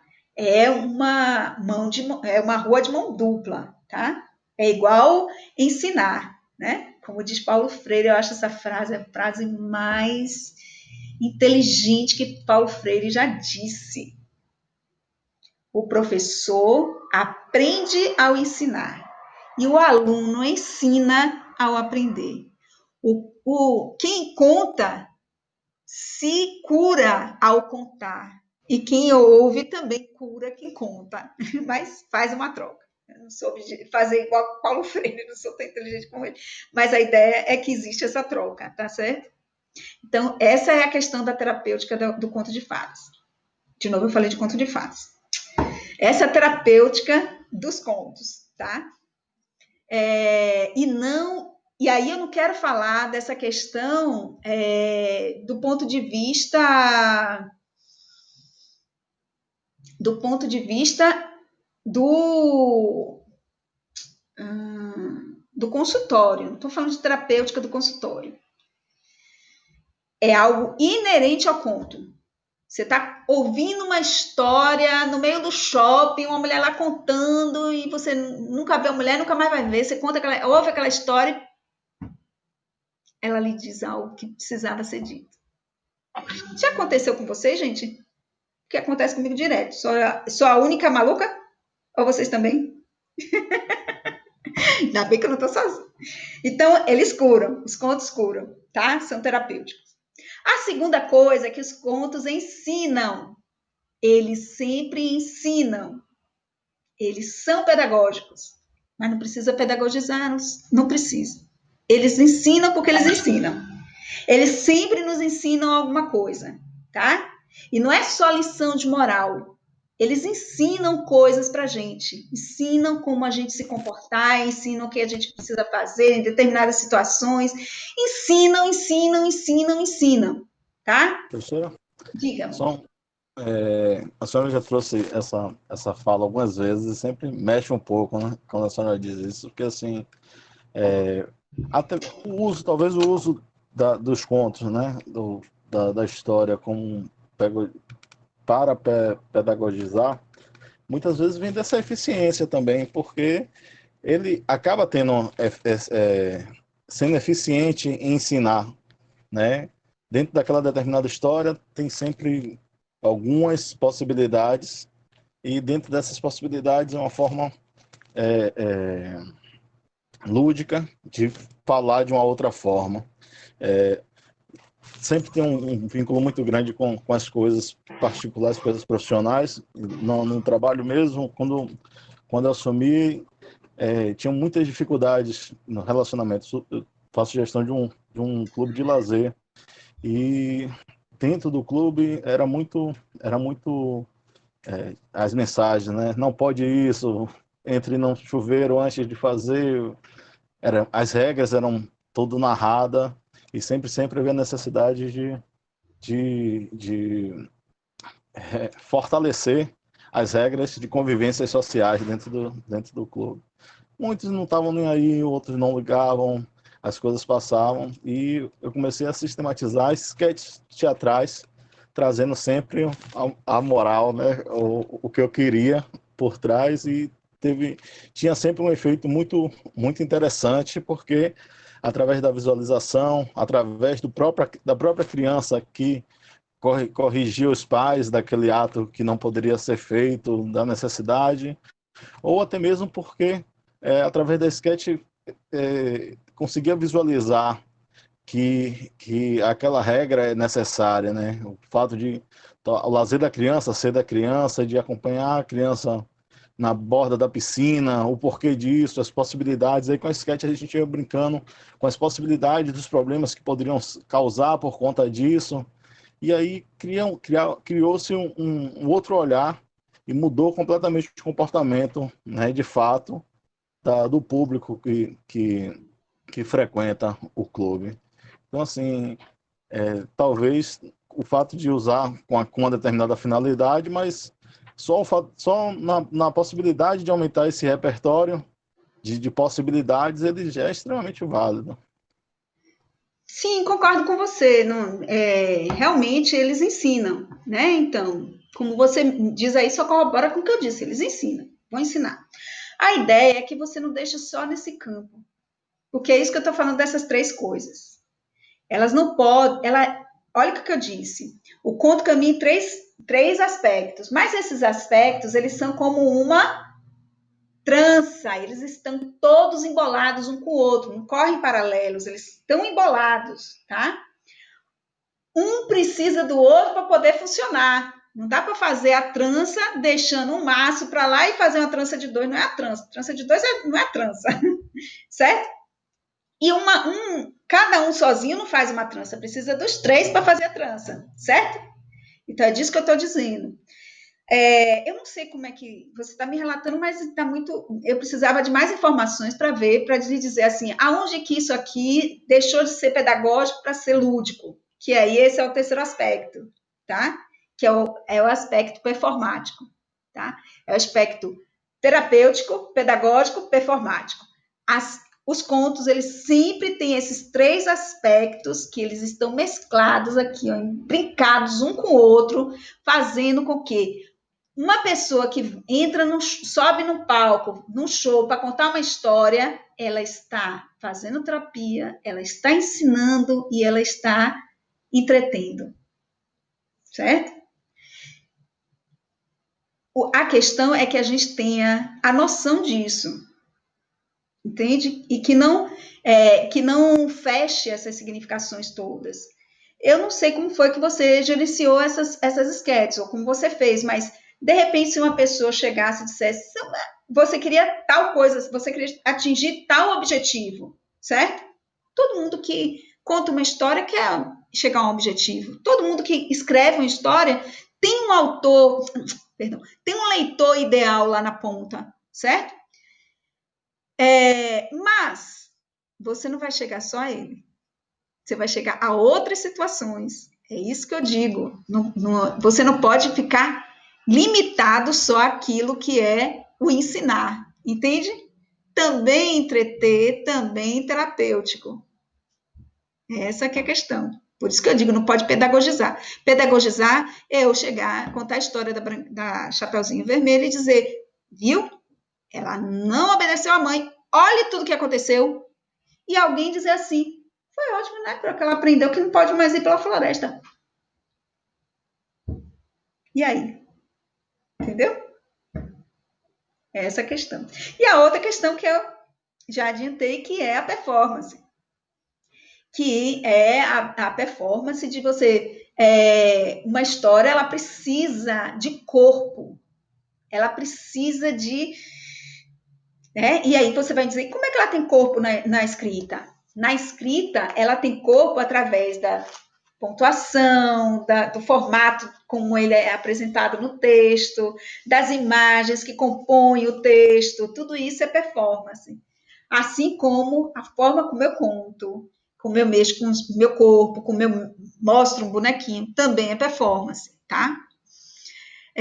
Então, o conto, ele precisa ele anda nesses três aspectos. A questão é a gente respeitar esses três aspectos, perceber esses três aspectos e não parar em um só e forçar a situação em um só, né? O que é que eu estou dizendo? A pessoa que trabalha com contos no seu consultório e que conta um conto para uma criança, para um adolescente, sei lá, somente para que ela veja uma determinada situação naquilo, ela está cometendo um erro graxo. Ela está pensando assim, olha, a pessoa está querendo me mandar dizer o que eu tenho que fazer, não vai fazer terapia nenhuma. O professor que chega e mostra a história e diz assim, olha, é essa a moral da história, diga qual é o personagem, marque o sujeito na frase. Está matando o texto. Entende? O texto ele precisa ser dialogado intimamente. A coisa que eu mais gosto de fazer é silêncio, depois que eu conto uma história. Quem quiser falar, fala. Aí eu pergunto às vezes, né? Alguém gostaria de falar sobre história? Não quer falar? Tudo bem, tudo bem. Às vezes tem coisa que a gente não quer falar, não precisa falar, não pode falar. Entende? É difícil a gente abrir isso, né? Está aberto para o que vem de lá. O professor é muito de controlar, né? Essas situações. Como diz uma professora amiga minha, professor explicudo. E aí, gente? Gostaria de conversar um pouquinho mais sobre esse texto?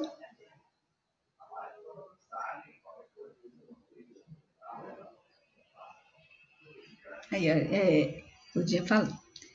Bom, enquanto vocês pensam aí sobre algo que vocês gostariam aí de dialogar sobre o texto, eu vou mais uma vez compartilhar o ecrã aqui para mostrar para vocês o plano de curso, certo? Para a gente. Eita. Deixa eu ver. Olha só. Nós temos aqui.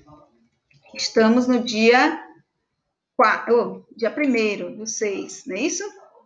Só que no dia 1º do 6 ia ser a poesia e seu papel social com Risonete. Ela vinha, né? Estava tudo certo para ela vir, mas ela teve um problema pessoal e tal. Então, nós continuamos a terapêutica do contar, porque no dia da terapêutica do contar foi dia 2 de julho. Não, 2 de julho não, foi o quê? Nem me lembro mais o que foi. Foi 2 de julho, não foi? Foi São João, não? São João, 2 de julho, é porque, você sabe, o tempo ele é relativo, como diz Einstein. E aí a gente não podia, porque era feriado, né?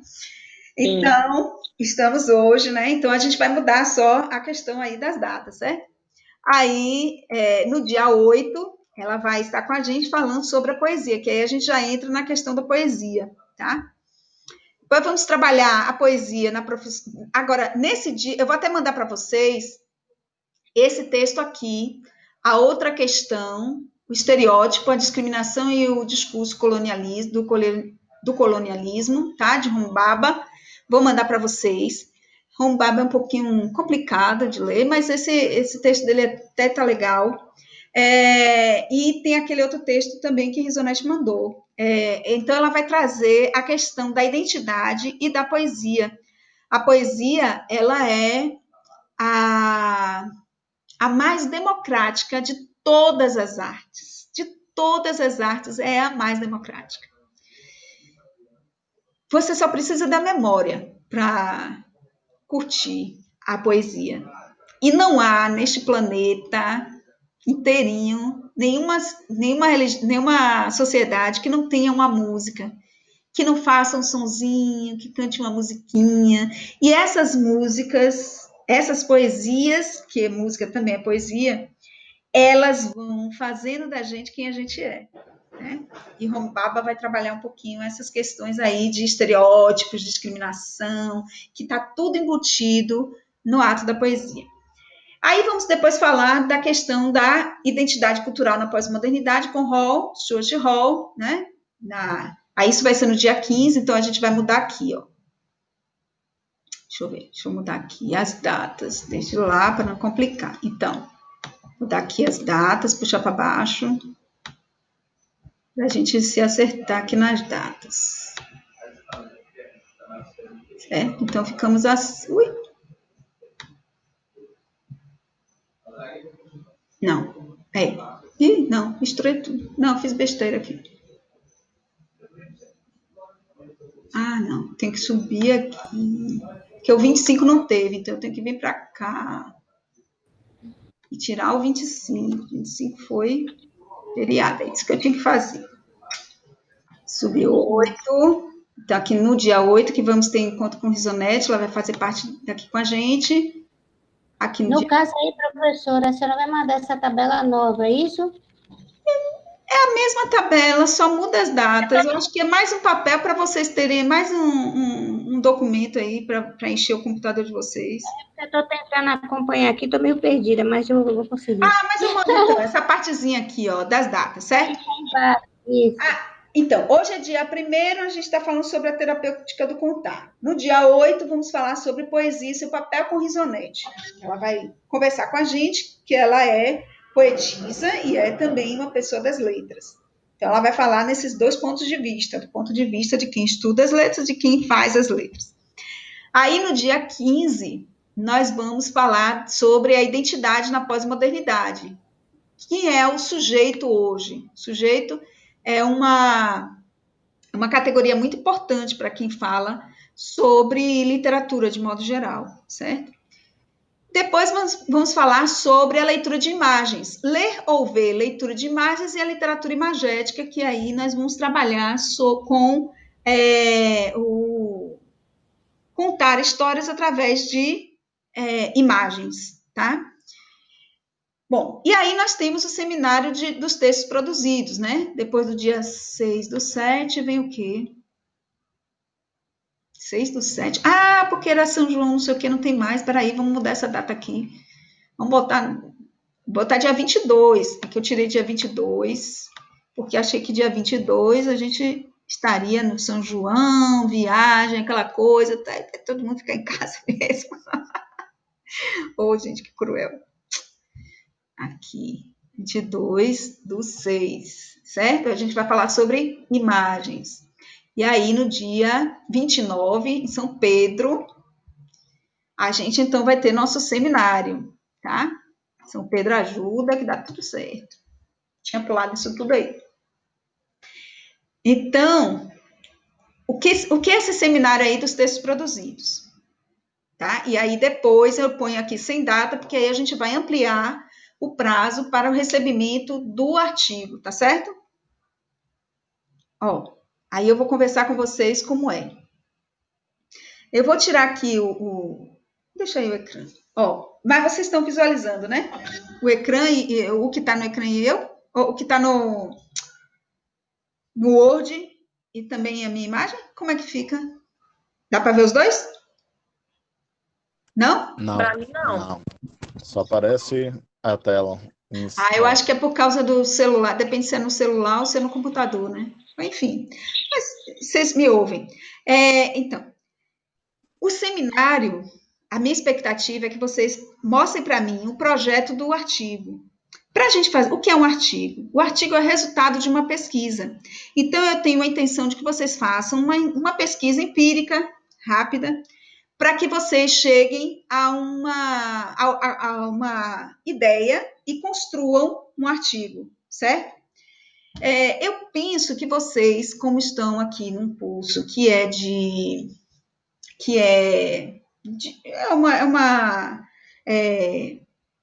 uma disciplina aberta do mestrado, penso que vocês tenham intenção, ou vocês já estão no mestrado, alguns já estão, ou estão com intenção de entrar. Então, vocês já pensaram aí alguma pesquisa que vocês gostariam de desenvolver. O que eu quero é que vocês vão a campo e busquem essa pesquisa. Poxa, professora, mas como é que eu vou a campo agora? Está todo mundo nessa quarentena. O WhatsApp é hoje um dos meios de pesquisa mais usados, né? Então, você pode fazer entrevista com as pessoas face a face, você pode mandar questionário e a pessoa responder, né? Então, ou fazer pesquisa bibliográfica mesmo, ou ainda fazer pesquisa autobiográfica, trazendo suas próprias experiências para o compartilhamento, para a análise, para o debate, tá? Aí eu queria ouvir de vocês se vocês já têm alguma ideia com relação a isso. Minha expectativa é que vocês criem um projetinho com uma pergunta de pesquisa. Dessa pergunta de pesquisa, você vai gerar os objetivos, o objetivo geral, o objetivo específico. E aí você vai, dentro dessa ideia do objetivo, você vai fazer a metodologia de como você vai alcançar esses objetivos, tá? E o que você pretende alcançar. Alguém já tem alguma ideia? Quer abrir para a gente poder, até para ajudar os colegas, que a gente aprende todo mundo junto?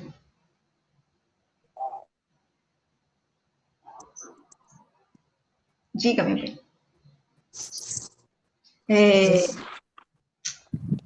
Lourdinha.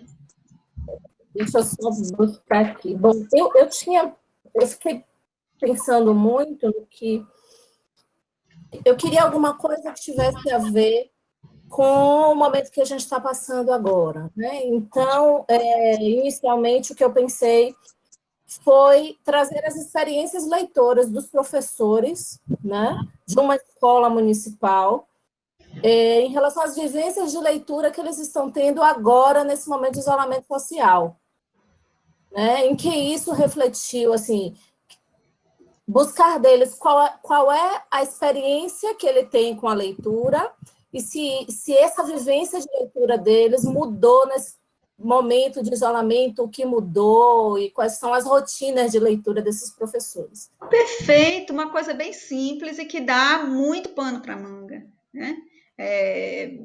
Basicamente 2 perguntas que você faz a algumas pessoas, elas vão responder algumas coisas, tá? E aí buscando também essas questões a partir da tecnologia, né? Pensando em metodologia, e é bom que a gente vai aprendendo coisas, né? Então, quando eu propus isso aos professores, uma professora me sugeriu fazer um questionário pelo Google. Tem uma forma de que as pessoas já respondem ali mesmo e já te enviam. Google Forms. Isso. Eu achei maravilhoso isso. Ótimo, realmente. Ótima ideia. Achei maravilhoso. E aí você descreve qual é a grande sacada da metodologia? É você descrever com detalhes tudo que você fez. Ao invés de ficar querendo debater metodologia isso, essa é a melhor metodologia, aquela é a melhor metodologia. Não. Descreva o que você fez com riqueza de detalhes, botando data, botando tudo. Minha dica é essa. Ok. Certo? Ótimo. E aí, pense, uma pergunta de pesquisa. Para responder essa pergunta de pesquisa, você gera um objetivo, que é o objetivo geral. Aí você vai fazer objetivos específicos para você alcançar o objetivo geral. A metodologia e o que você espera alcançar. Que aí vocês apresentam. E claro, para tudo isso é importante um conjunto de referências, né? Um aporte teórico. Eu tenho uma expectativa de que vocês usem algo daquilo que a gente trabalhou aqui, entendeu? Mas claro que vocês podem ampliar esse repertório aí. Aí você já vem com alguma discussão. Vocês leram esses textos? Por que eu tenho essa expectativa? Porque vocês leram esse texto e eu penso que minimamente vocês fizeram resenhas, não? Fichamento desses textos, né? Então, esses fichamentos já entram como um aporte teórico, entendeu? Aí vocês apresentam um aporte teórico. Então, essas coisas, ó. Pergunta de pesquisa, objetivo geral, objetivo específico, metodologia, aporte teórico, certo? O que você vai alcançar, você pode botar ou não, mas essas 5 coisas importantíssimas, tá? Vou até botar depois no grupo. Pergunta de pesquisa que gera o objetivo geral, que gera os objetivos específicos, certo? A metodologia que vai fazer alcançar os objetivos, o aporte teórico que vai fazer a base para entendimento de tudo isso, certo? E aí a gente já vai pensando para lá no dia de São Pedro, a gente abrir a fogueira de São Pedro e fazer um seminário, tá? Apresentar aí esses textos. A minha expectativa, como é que eu gosto de trabalhar? Eu gosto de trabalhar com o texto sendo revisado, entende? Então, vocês me mandam o texto, eu faço observações, devolvo, aí vocês... Como é que eu faço a pontuação? Como é que eu dou o ponto? Comigo é o seguinte, 10 para quem cumpre prazo. Meu critério é esse. Cumpriu prazo, 10. Não cumpriu, aí eu vou tirando. Aí vai perdendo um pontinho ali, um pontinho aqui. Por quê? Porque, veja, aí eu digo que o prazo é dia 29 para vamos dizer que eu diga assim, ó, dia 30 é o dia para vocês mandarem o artigo. Aí vocês me mandam o artigo. Eu vou ver o artigo e vou devolver. Aí vocês vão dizer, poxa, eu perdi o prazo. Não, você entregou no prazo. Agora tem algumas coisas que você precisa completar, você precisa mudar. Isso não quer dizer que vocês vão me mandar o artigo todo incompleto, no prazo, para dizer assim, mas eu mandei. Olha lá, viu? Diga. Você ia perguntar alguma coisa? Em relação ao seminário, né? O seminário é para apresentar Sim. um pré-projeto, né? De um artigo. Exatamente. É isso? Exatamente. Esse pré-projeto não precisa ser mandado para você. Olha, se você quiser mandar, é interessante, porque eu vou dialogando já com você. Contanto que você não pense que o pré-projeto é uma coisa e o artigo é outra. As duas coisas são a mesma coisa. Sim, é a mesma coisa. Faz o pré-projeto para poder fazer o artigo. É porque algumas... Vem cá, e o tempo? A gente iria apresentar assim, aqui para o grupo? Sim. Teria um tempo? Você pensou nisso? 10 a 15 minutos. Que é o tempo que vocês sempre têm para apresentação de trabalho em evento, essas coisas.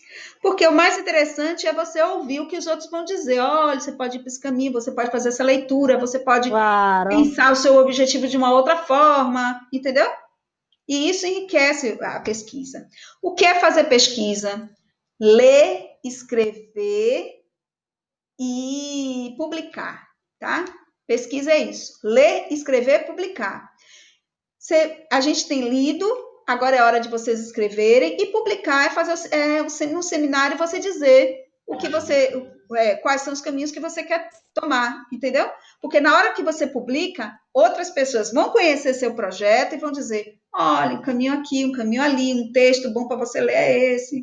E ajuda, porque ninguém faz pesquisa sozinha. Pesquisa é sempre um trabalho em conjunto, certo? Quem mais?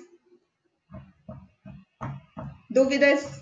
Esclarecimentos sobre as questões, né? Que alguém, não sei mais quem foi que me perguntou sobre avaliação no grupo.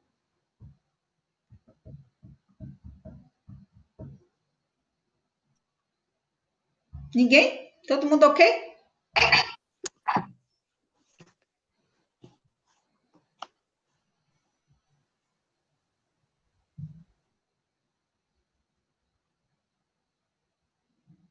Todo mundo ok? Ok. Então, se está ok, se está bom para ambas as partes. Aqui, ó, vou retornar aqui só para dizer para vocês o que é que vocês precisam construir, né? No dia 29, que vai ser nosso seminário, em que vocês vão apresentar o seu projeto de texto. O que é que vocês vão precisar? Vocês vão fazer uma pergunta de pesquisa, tá? Não precisa ser feita sempre com uma interrogação. A questão é você dizer: o que é que eu quero saber e que eu não tenho como saber se não pesquisando?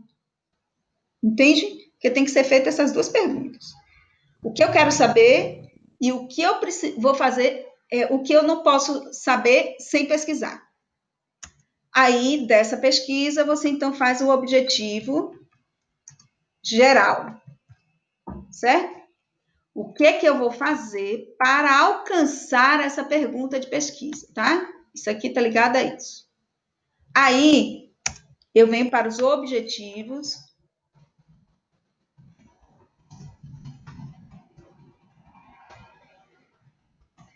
Tem gente que fala assim, faz vários objetivos gerais. Eu acho mais prudente fazer só um, porque a gente a pesquisa fica mais direcionada.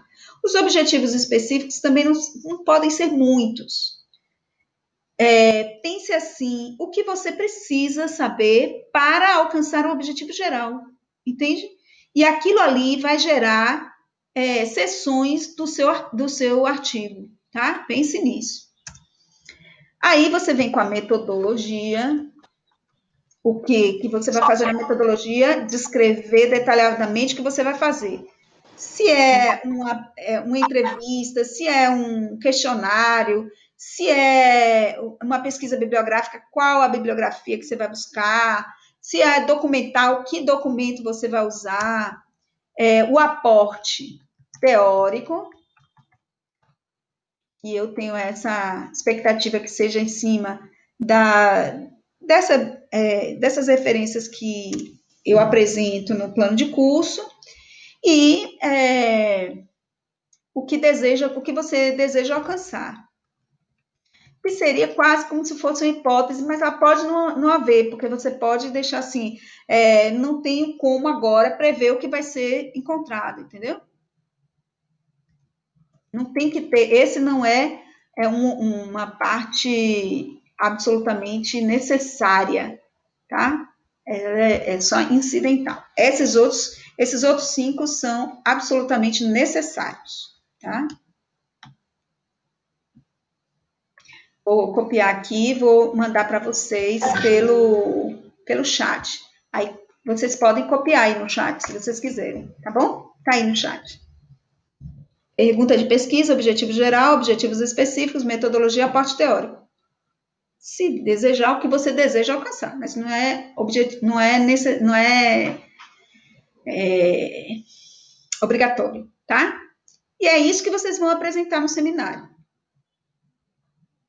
Dúvidas, críticas, sugestões?